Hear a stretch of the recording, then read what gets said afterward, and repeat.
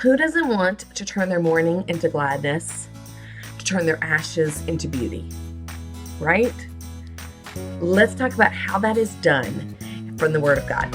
So my name is Jen Evangelista, and I am from Grace and Color and Sojo Academy, and I want to share with you just 3 tiny verses in Isaiah that can mean a lot for you today. Isaiah 61 verses 1 through 3. There's some common phrases in here that you're going to recognize, but let's talk about what Isaiah was talking to the nation of Israel in his day in the Old Testament relates to us today. Okay, so really briefly, let's read verses 1 through 3 in Isaiah chapter 61. I'm reading from the ESV version. So it says, "The Spirit of the Lord God is upon me, because the Lord has anointed me to bring good news to the poor. He has sent me to bind up the brokenhearted, to proclaim liberty to the captives, and the opening of the prison to those who are bound." That's pretty exciting, right? But let's keep going. "To proclaim the year of the Lord's favor and the day of vengeance of our God, to comfort all who mourn." All right, and verse 3, the crux of this: "To grant to those who mourn in Zion, to give them a beautiful headdress instead of ashes, the oil of gladness instead of mourning, the garment of praise instead of a faint spirit, that they may be called oaks of righteousness, the planting of the Lord, that he may be glorified." This is so cool. I'm not going to go into it in great depth, but here's what I want us to hear. This is a foreshadowing verse, okay? Isaiah is talking about the nation of Israel and how the nation of Israel will be delivered. But who is Israel now? The nation of Israel it's foreshadowing the to the people of God. And who are the people of God now? It's those of us who are trusting in the work of Christ on the cross. So just as a little context, who he's talking about and who he will do these things for. God, in his ultimate goodness and his ultimate sovereignty, chose to send his son to earth to die, to live a perfect life that none of us could live, the created, we could not live, and then to die a terrible death that all of us deserved on the cross at Calvary.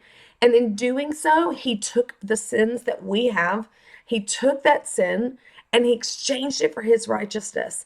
And so now we can stand before a holy God if we're trusting in this. And it's a gift. It's a gift that is grace and grace alone. And if you want to learn more about this, and if you don't really understand what I'm talking about, contact me, please, because I would love to share more about it with you or point you to some resources on how you too can understand more about this process that a lot of people would call it salvation, justification. There's a lot of different things, propitiation, big words. Basically, it just means you're trusting on the work of Christ on the cross. And if you are doing this, you are part of the chosen people of God.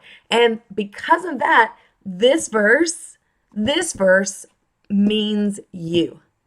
Okay? So it says, all those who mourn in Zion. That's all of God's people.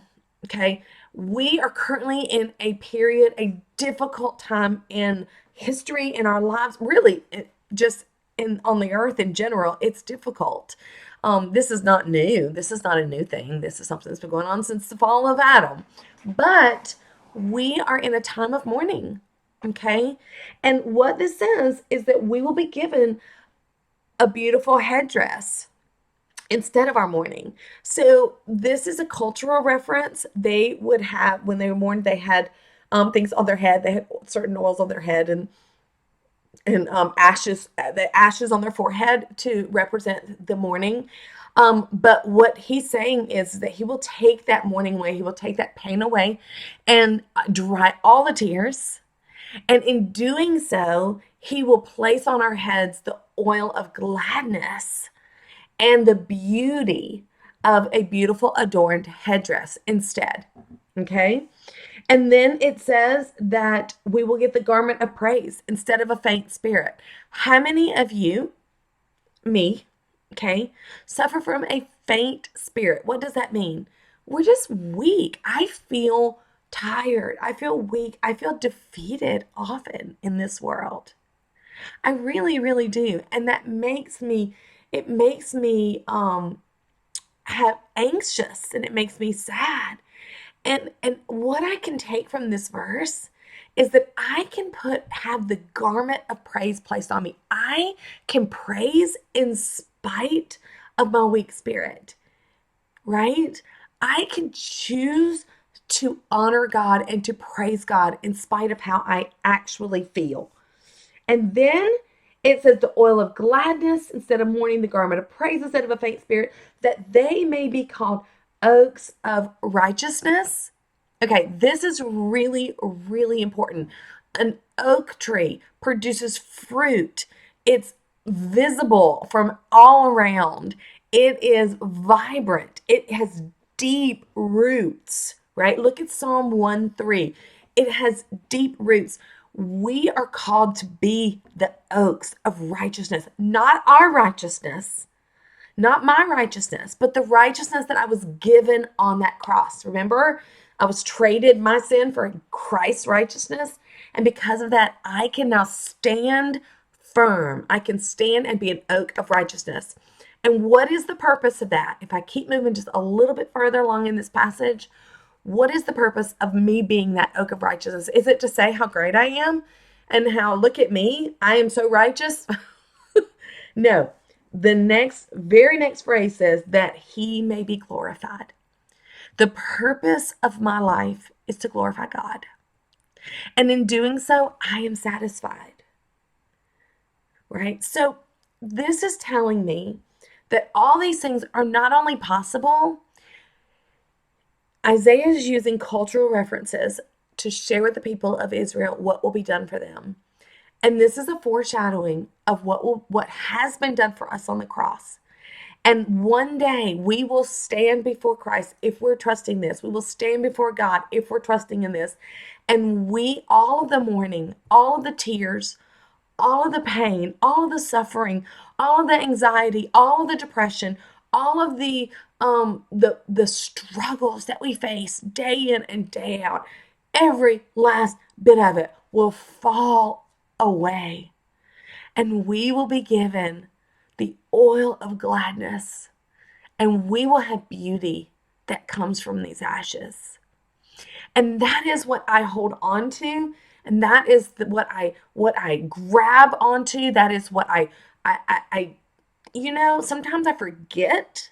Sometimes I forget this, and that's why I have to preach it to myself over and over and over again. But I'm going to grab onto it with all that I have. And I'm going to trust you to do the same.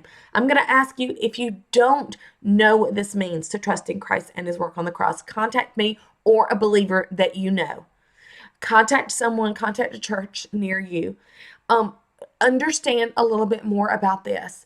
And because once this happens, will you automatically no longer be sad, no longer suffer, no longer have any tears on this earth? I'm sorry to say that, no, that's not the case. Because the Bible says that in this world we will have trouble. It's promised to us. But the big fat but, that sounds terrible to say. Anyway, but one day, we will exchange our ashes for beauty. We will exchange our mourning for gladness.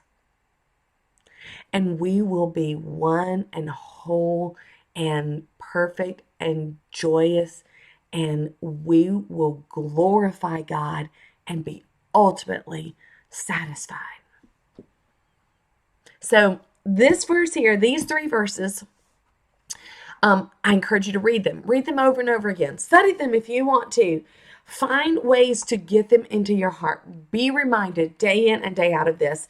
And I've recently created a Bible journaling kit that speaks to this, and I encourage you to check it out if you want to. But whether you use that or not, learn these verses and learn what it will be. Understand what it will be. Remind yourself of what it will be to be exchanged, to have exchanged your beauty for ashes. His beauty for your ashes. Okay? All right. Holler if you need me for anything. I just wanted to share that with you, and I hope that you guys have a beautiful day. And contact me and let me know your thoughts on anything, and I will talk to you later.